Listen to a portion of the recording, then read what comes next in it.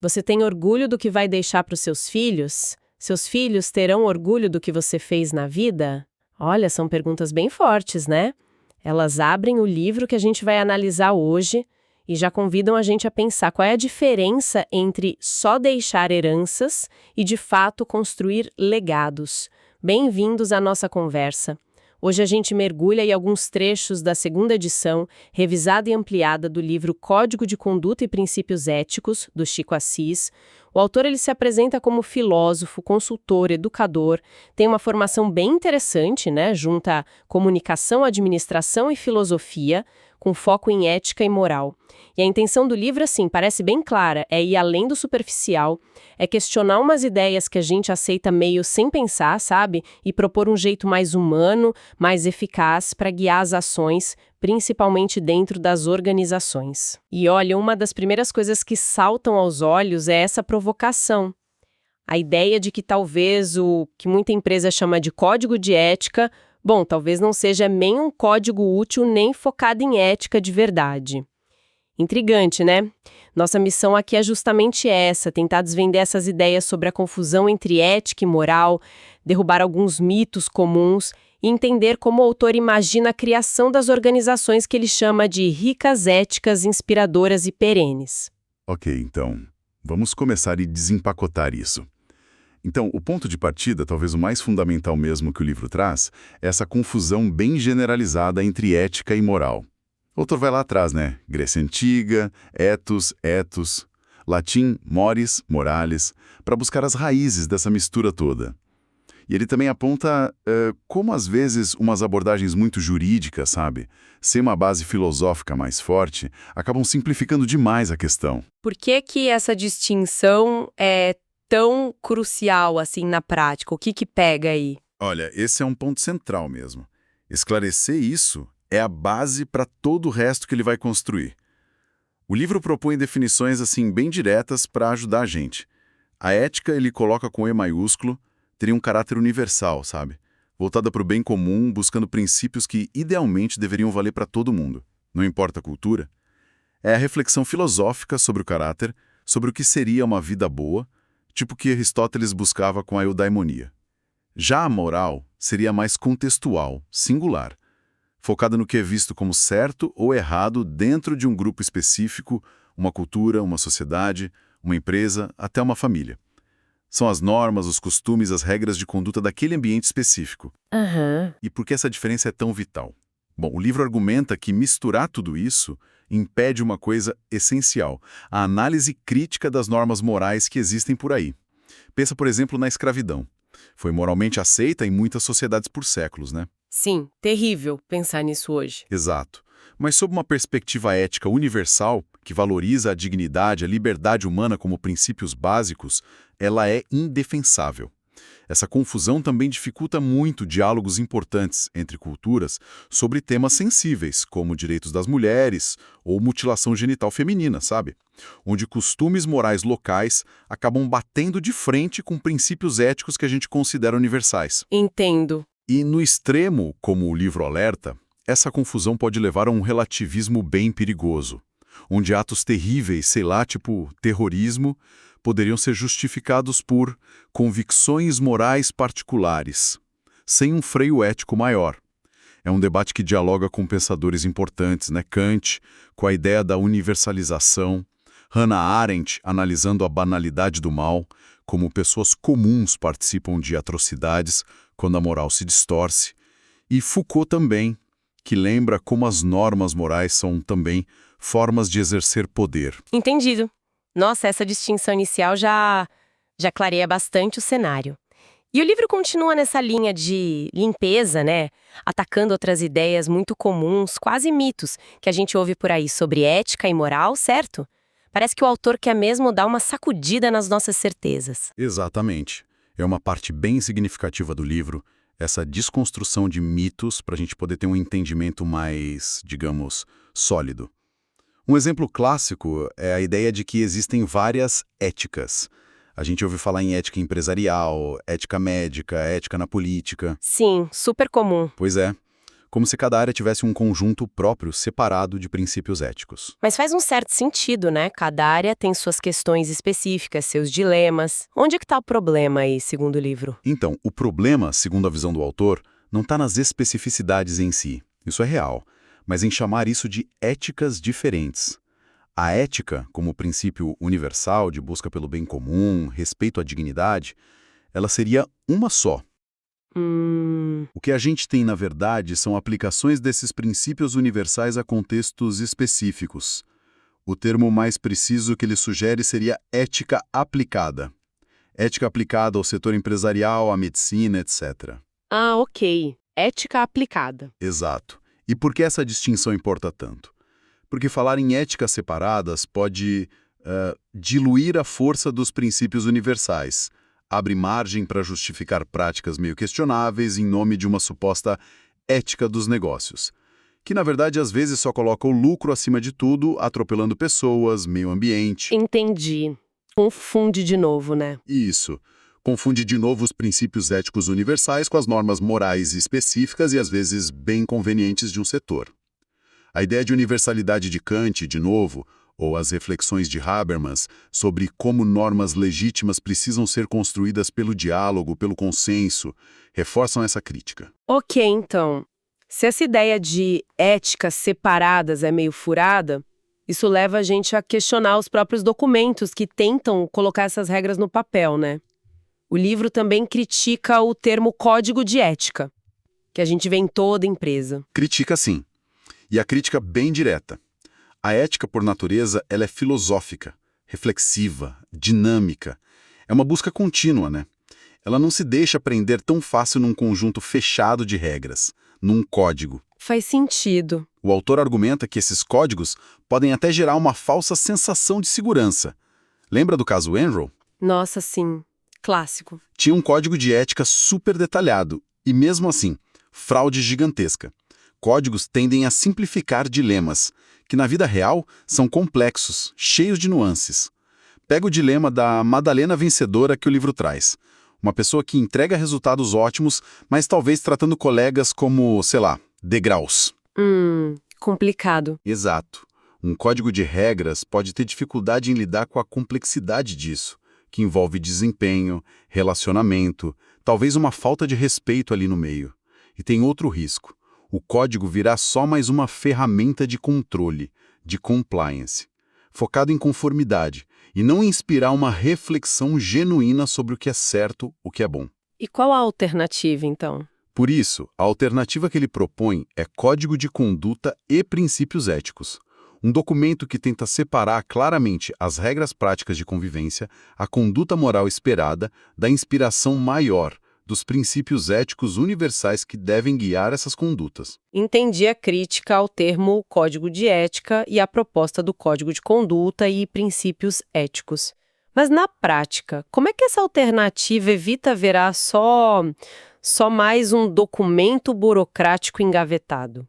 Não é aí que entram aqueles famosos comitês de ética? Eles não deveriam ser tipo os guardiões para manter essa dimensão ética viva na organização? Essa seria a expectativa, né? Mas o livro aponta que, na prática, muitas vezes não é bem assim que funciona. A crítica é que muitos desses comitês acabam focando demais na conformidade com as regras internas da organização, ou seja, na moral específica da empresa. Ah, na moral, não na ética universal. Exatamente. E não tanto na reflexão ética mais ampla, nos princípios universais. Eles correm o risco de virar órgãos burocráticos, sabe? Um checklist para mostrar que algo está sendo feito. Ou pior, às vezes uma fachada para encobrir práticas questionáveis. O livro até cita exemplos como o caso da Bayer-Monsanto com o glifosato. Sim. Onde processos internos podem ter sido seguidos direitinho pelo comitê, mas os questionamentos éticos mais profundos sobre o impacto do produto ficaram meio de lado. E tem outro ponto crítico, a terceirização da responsabilidade. A ética vira um problema lá do comitê. Ah, tipo, não é comigo. Isso. E os colaboradores, os gestores, se sentem menos responsáveis por suas próprias reflexões e decisões morais no dia a dia. A ética, como defende o filósofo Hans Jonas com a ética da responsabilidade, precisa ser vivida coletivamente.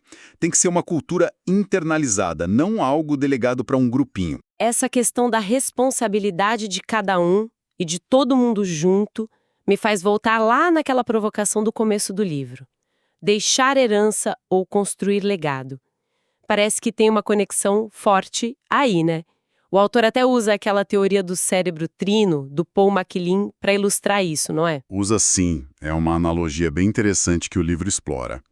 A ideia é que organizações focadas só na sobrevivência, em garantir o resultado financeiro imediato, em deixar a herança material, elas operam mais no nível do cérebro reptiliano. Instinto básico. Isso, focado nos instintos básicos de autopreservação. A proposta do autor é ir além. É construir negócios que ativem também o sistema límbico, que é a nossa sede de emoções, conexões, propósito, significado, e que sejam guiados pela razão, pela estratégia, pela visão de longo prazo do neocórtex. É essa combinação que permitiria construir um legado, algo que vai além do puramente material e temporal. Parece idealista, mas Ele mostra que não é utopia. O livro traz exemplos fascinantes de empresas familiares que atravessaram séculos, algumas milenares. Tipo o Hotel Nishiyama Onsen-keiun no Japão, fundado em 705. O restaurante Stiftskeller St. Peter na Áustria, de 803. A vinícola Staffterterhof na Alemanha, de 862. nossa, milenares mesmo. E o que elas teriam em comum? Então, segundo a análise do livro, alguns pontos se repetem. Uma identidade cultural muito forte e clara, uma certa austeridade financeira, sabe? Evitar dívidas excessivas, um respeito profundo pela tradição, mas combinado com capacidade de se adaptar, de gerenciar mudanças, um foco enorme nas pessoas, em desenvolver talentos internos, que viram guardiões da cultura, e, claro, uma visão de longuíssimo prazo. Isso coloca em xeque aquelas definições de missão e visão que a gente vê em tantas empresas. Se elas forem só frases de efeito na parede, né? Sem dúvida. O livro argumenta que missão e visão viram coisa do passado, jargões vazios se não estiverem profundamente conectadas ao para quê a organização existe. O propósito maior. Isso. Qual é o propósito maior dela? E, crucialmente, o autor defende que esse para quê da organização precisa estar enraizado na resposta que os fundadores, os líderes, dão à pergunta pessoal, para que eu existo. Precisa dessa conexão íntima entre o propósito pessoal e o organizacional para gerar um legado autêntico. E, claro, definir também com clareza o para quem a organização serve, quem é seu público, com quem ela busca construir essa relação de valor que dure. Entendi. Então, voltando para o documento. Se a ideia é construir esse legado com propósito, qual é o papel de um código de conduta e princípios éticos bem construído nessa jornada toda? Ele deixa de ser só um manual de regras? Exatamente. Nessa perspectiva, o Código de Conduta e Princípios Éticos vai muito além de um manual de regras. Ele se torna uma bússola. A função principal dele é estabelecer os limites de convivência moral, as regras do jogo, internas e externas, e, ao mesmo tempo, apontar para os princípios éticos o norte universal do bem comum, que devem guiar as decisões e ações de todo mundo envolvido no que o autor chama de holograma da organização. Holograma. Ele usa esse termo para incluir todo mundo. Acionistas, colaboradores, clientes, fornecedores, comunidade, governo, todos os agentes. E o livro critica muito aquela prática comum de só copiar e colar trechos de leis no código. Isso deixa o documento legalista, chato e pouco efetivo para inspirar mudança real de comportamento. Verdade. Um código eficaz precisa ser inspirador. Ele deve, sim, suprir a falta de conhecimento ético-moral com normas claras, mas também precisa provocar a reflexão filosófica, elevar a consciência das pessoas sobre o impacto das suas atitudes, sobre o propósito maior que une todo mundo ali. E como se cria um negócio desses que seja mais do que palavra no papel? O livro dá um caminho para construir um código que seja realmente vivo? Dá sim. O autor detalha um processo que busca garantir essa vitalidade. Tem alguns passos que ele considera fundamentais. Primeiro, olhar para trás. Analisar as ocorrências passadas, os desvios de conduta que já rolaram, mas tentando entender as causas raízes com um repertório ético e moral a priori. Ou seja, com uma base filosófica sólida para não cair em julgamento superficial. Entendeu por quê? Isso. Segundo, é essencial entender o estado atual da cultura, como a ética e a moral são percebidas e vividas hoje na organização. Ele até menciona uma ferramenta própria para isso, a pesquisa de conduta. Terceiro, o texto em si precisa ser muito bem elaborado, buscando ser construtivista, didático, com base filosófica, não só dizendo pode e não pode. E, talvez o mais importante e desafiador, a conscientização contínua. O código não pode morrer depois que lança. Tem que manter vivo. Exato. Precisa ser mantido vivo por uma agenda ética permanente. Palestras, workshops, estudo de caso, debates. E aqui entra um conceito muito interessante que o livro propõe, a escutatória. Escutatória, gostei do termo. Ótimo, né? Basicamente é um programa estruturado e contínuo, de escuta ativa e genuína de todo mundo, de todos os stakeholders. O autor defende que ouvir de verdade, com empatia, sem pré-julgamento, é uma ferramenta preventiva poderosíssima, capaz de identificar e mitigar conflitos, desvios de conduta antes que virem problemas maiores. Pensa naqueles dilemas que a gente falou, Pedro e João com o grampeador, ou a Maria tentando burlar regras por necessidade. Uma cultura de escutatória talvez pudesse ter pego as pressões, as necessidades por baixo disso e buscado soluções antes da coisa estourar. É verdade. Esses dilemas práticos que o livro traz são um ótimo teste para ver se a teoria funciona mesmo na vida real, né? Eles mostram como as situações são complexas, cheias de cinza. Com certeza, os dilemas da Madalena, de Pedro e João, da Maria, eles servem justamente para ilustrar que em muitas situações de desvio de conduta, especialmente nessas zonas cinzentas, a abordagem só de punição é limitada. O esclarecimento, a orientação, o diálogo que seriam incentivados por um código vivo e por uma agenda ética que inclui a escutatória podem ser muito mais eficazes e construtivos no longo prazo. O foco muda. Muda. O objetivo não deveria ser só achar culpados, mas sim usar essas situações como chance de aprender, de fortalecer a cultura ética. O código vira um guia para reflexão e para melhoria contínua, não um instrumento só policialesco. Então, o que tudo isso significa no fim das contas? Recapitulando rapidinho aqui, a gente viu a diferença crucial entre a ética universal, né, focada no bem comum, e a moral contextual, o certo e errado de um grupo específico. Desconstruímos alguns mitos bem comuns, tipo a ideia de éticas separadas por profissão, ou acreditar que um comitê de ética sozinho resolve tudo. Exploramos essa visão bem inspiradora de construir organizações que deixam um legado baseadas num propósito claro, o tal do para quê, indo além da mera sobrevivência ou da herança material.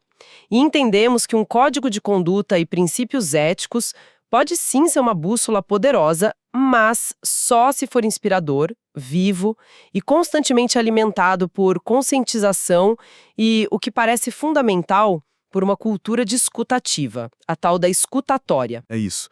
A mensagem central que a fonte parece nos deixar é que fomentar uma cultura organizacional que seja verdadeiramente ética é um trabalho muito mais profundo, sabe? E contínuo.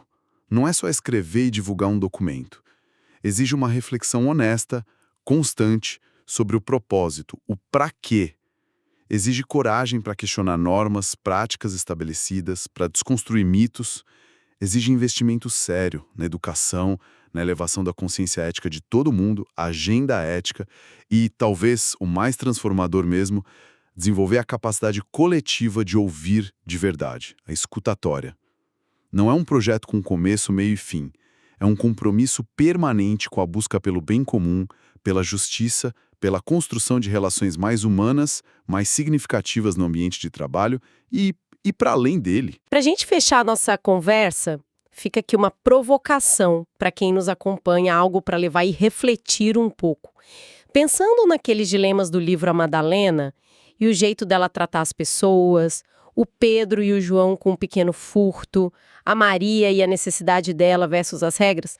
Como que uma cultura organizacional que realmente abraça essa ideia de legado, que se guia por princípios éticos claros e que pratica a escutatória no dia a dia, como ela poderia transformar não só as soluções encontradas, mas a própria forma como esses desafios, que são tão humanos, tão comuns, são abordados? Ou, colocando de outro jeito, qual seria a primeira ação concreta, mesmo que pequena, inspirada nessas ideias, que poderia ser implementada para começar a cultivar essa mentalidade de legado ético no próprio contexto de atuação de cada um? Fica a reflexão.